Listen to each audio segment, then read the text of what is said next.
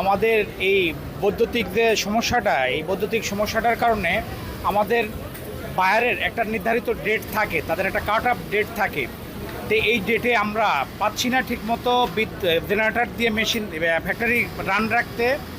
সময় মতো তাদের যে শিপমেন্টের ডেটটা থাকে এটা আমরা ফিল আপ করতে পারতেছি না। একদিকে যেমন আমরা ব্যক্তিগতভাবে ক্ষতি হচ্ছে, আমার ফ্যাক্টরি ক্ষতির ভিতর নিমজ্জিত, সর্বোপরি আমার দেশ অর্থনৈতিক যে প্রবৃদ্ধি বা ইনকাম সোর্সের মেইন হাতিয়ার এই গার্মেন্টস শিল্প বা পোশাক তৈরি কারখানা। এই ক্ষেত্রে আমাদের দেশ অনেকটাই ক্ষতির ভিতর নিমজ্জিত হচ্ছে।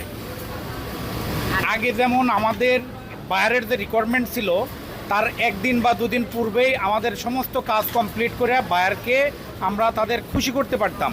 বাট এখন আমাদের এই প্রেক্ষাপটে ঠিকমতো পাচ্ছি না বিদ্যুৎ, ঠিকমতো পাচ্ছি না ডিজেল। লাইনে দ্বারা দিনের পর দিন লাইনে দ্বারা দেখা যাচ্ছে আমাদের রিকোয়ারমেন্ট হচ্ছে 500 লিটার বা 700 লিটার, আমাদের সেই তুলনায় চাহিদার তুলনায় আমরা পাচ্ছি 200 লিটার বা 100 লিটার।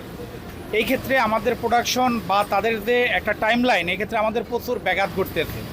তো সরকার তথা দেশ পরিচালনার কাজে যারা দায়িত্বে নিয়োজিত আছেন তাদের প্রতি আমার বিনত অনুরোধ থাকবে, এই পোশাক শিল্পটাকে বাঁচিয়ে রাখার জন্য যে যে পদক্ষেপ নেওয়া দরকার, সরকার তথা রাষ্ট্রের প্রতি আমার বিনীত অনুরোধ এই পদক্ষেপগুলা বা প্রয়োজনীয় পদক্ষেপগুলো যেন তারা গ্রহণ করে।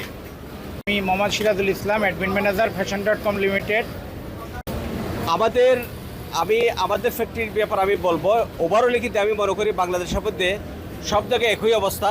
জাস্ট আমাদের ফ্যাক্টরি গত লাস্ট 3 দিন যদি আমরা করে দেখি, এভালুয়েশন করে দেখলাম, প্রতিদিন অর্থাৎ 7 ঘন্টা 54 মিনিট, 7 ঘন্টা 59 মিনিট, 7 ঘন্টা 52 মিনিট, এইভাবে আমাদের 10 ঘন্টার মধ্যে প্রায় 8 ঘন্টা চলে যাচ্ছে এবং 10 ঘন্টা শুধু আমরা ইলেকট্রিসিটি পাচ্ছি। এখন ইলেকট্রিসিটি পাচ্ছি আমরা জেনারেটর দিয়ে করতেছি। এখানে আরেকটি ইন্টারাপশন হচ্ছে, আমরা পর্যাপ্ত পরিমাণ সেভাবে আমরা ডিজেল এই ফুয়েলটা কিন্তু আমরা পাচ্ছি না। এই অনেক সময় আমরা দেখা গেছে এই ফুয়েলের কারণেও আমার ইলেকট্রিসিটি যাচ্ছে, আবার ফুয়েলের কারণে আমি জেনারেটর অপারেট করতে পারতেছি না, যাকে ওখানে 1 ঘন্টা 2 ঘন্টা এভাবে কিন্তু আমাদের একটা প্রোডাকশনের আমাদের ইন্টারাপশন হচ্ছে। এখন এই ইন্টারাপশনে এই অবস্থায় দেখতেছি আমাদের যে প্রোডাকশনের যে ক্যাপাসিটিটা, যে প্রোডাক্টিভিটি হওয়া দরকার, যে ক্যাপাসিটি হওয়া দরকার, সে আমার ফ্যাক্টরিতে আমরা ইউএসের আমরা কাজ করি, ব্র্যান্ডের বাইরে কাজ করি। আমাদের এই ফ্যাক্টরিতে আমার প্রোডাক্টিভিটি হয় 16,060 যদি প্রোডাক্ট হয়, 16 থেকে 18,060 হয়। এখন আমাদের এই প্রোডাক্টিভিটি নেমে প্রতিদিন আমাদের প্রায় 2,000-3,000 করে প্রোডাক্টিভিটি কমে গেছে। এবার যে জিনিসটা ইনফ্যাক্ট আমাদের এটা হিট করতেছে কিন্তু আমাদের শিপমেন্টে, আমাদের প্ল্যান অনুযায়ী যেভাবে আমরা প্ল্যান করতেছি সেভাবে কিন্তু হচ্ছে না। ডিউ টু এই ইনএফিশিয়েন্ট এই কারণে আমাদের এই প্রবলেমটা হচ্ছে। ডিজেল আমাদের ডিজেলে কস্টিংটা আমার প্রায় 3 গুণ বেড়ে যাচ্ছে। আমার পাওয়ার সে যে ডিজেলটা হচ্ছে এই কস্টিংটা আমার প্রায়, আমরা হিসাব করে দেখছি আমাদের প্রায় 3 গুণ প্রোডাক্ট কস্ট বেড়ে যাচ্ছে। সময় মতো আমরা ডিজেল আদৌ পাচ্ছি না।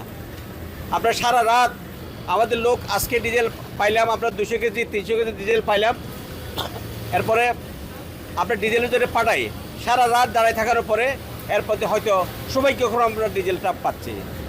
এর মধ্যে সরকারের কাছে দাবি, আমি যেটা মনে করি, প্রত্যেকটা গার্মেন্টসের যারা উৎপাদনশীল প্রতিষ্ঠান, শুধু গার্মেন্টস না, যারা উৎপাদনশীল প্রতিষ্ঠান, আমরা একটা বাজেট দেব, প্রতিদিন আমাদের কত ফুয়েল লাগবে, কত ডিজেল লাগবে, এই বাজেট অনুযায়ী আমাদেরকে নির্দিষ্ট যারা যারা ডিজেল প্রদান করে, যারা পেট্রোল পাম্প আছে, যারা পাম্পে, আমাদের নির্দিষ্টভাবে একটা আমরা কাট করে দিতে হবে সরকারের পক্ষ থেকে।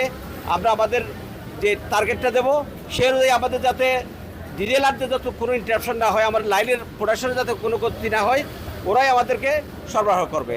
আমি এটাই সরকারের কাছে এই জিনিসটা আশা করব। মানে লোডশেডিং মানে অনেক প্রচুর পরিমাণে। আমরা যদি 10 ঘন্টা ডিউটি করি, 8 ঘন্টায় কারেন্ট থাকে না।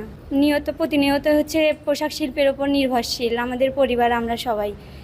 এতে হচ্ছে আমাদের পোশাক শিল্পের অনেক মানে সমস্যা হচ্ছে, যার প্রভাব আমাদের উপরও পড়ছে। এই অবস্থা, বাসা বাড়িতে ঠিকমতো ঘুম হয় না, বা ছোট বাচ্চা থাকলে সমস্যা, মানে আমরা অসুস্থ হলে তো এমনি ডিউটি করতে পারবো না। সরকারের কাছে দাবি যে আমাদের দেশের হচ্ছে পোশাক শিল্পের যেন সমস্যা না হয়, কারেন্ট যেন থাকে, এটাই হচ্ছে আমাদের কাছে সমস্যা, কারণ আমরা পোশাক শিল্পের ওপর নির্ভরশীল। বাসাতেও যেরকম অফিসে 10 ঘন্টা ডিউটি চলে আমাদের ফ্যাক্টরিতে। 10 ঘন্টার ভিতরে মানে কোনো দিন 10 ঘন্টার ভিতরে 8 ঘন্টা জেনারেটর চলে, কোনো দিন 9 ঘন্টাও জেনারেটর চলে, মানে 1 ঘন্টা 2 ঘন্টা, মানে 10 ঘন্টার ভিতরে হাইস্ট 3 ঘন্টা 2 ঘন্টা এরকম কারেন্ট থাকে, আর বাদ বাকি জেনারেটর চলে। কাজের ক্ষতি হচ্ছে, মানে কারেন্ট গেলে আবার মনে করেন পাওয়ার অফ থাকে, আবার জেনারেটর স্টার্ট করতে সময় লাগে, অনেক প্রোডাক্ট কাজেরও ক্ষতি হইতাছে, মানে বাসায় সমস্যা হইতাছে সব দিকে। লোডশেডিং তো আমাদের এখনো কারেন্ট নাই। সকালবেলা কারেন্ট চলে গেছিলো, এখন পর্যন্ত আসে নাই। যদিও আসে সর্বোচ্চ 10 মিনিট 15 মিনিট থাকে, আবার চলে যায় অনেক। যেরকম আমাদের জেনারেটর যখন চলে তখন তেলের খরচ হয়, তেল দিতে হয়, কিন্তু এই তেলটা তো পাওয়া যাচ্ছে না, যে কারণে আমাদের ব্যয়বহুল ক্ষতি হচ্ছে। আর প্রোডাকশন ঠিক মতো হচ্ছে না। কারেন্ট চলে গেলে 10 থেকে 12 মিনিট কাজ বন্ধ থাকে, 12 মিনিট কম করলে অনেক টাকা লস হয়ে যায়। বিশেষ করে এই গার্মেন্টসে আমরা যখনই সকালে কাট পাঞ্চ করি তার কিছুক্ষণ পরেই লাইন চলে যায়। আবার বাসা বাড়িতে আমরা অফিস ছুটির পরে বাসায় গেলে দেখা যায় বাসায় যা কারেন্ট পাই না, অনেক সময় বেশিরভাগ সময়ই কারেন্ট থাকে না।